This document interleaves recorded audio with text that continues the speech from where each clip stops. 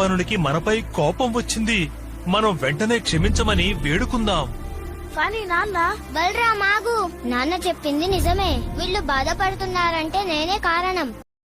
జయ జనార్దన కృష్ణ రాధికాపతే నందనందన కృష్ణ రుక్మిణీపతే గరుడ వాహన కృష్ణ గోపికాపతే శరణ మోహన కృష్ణ ప్రభో సద్గతే.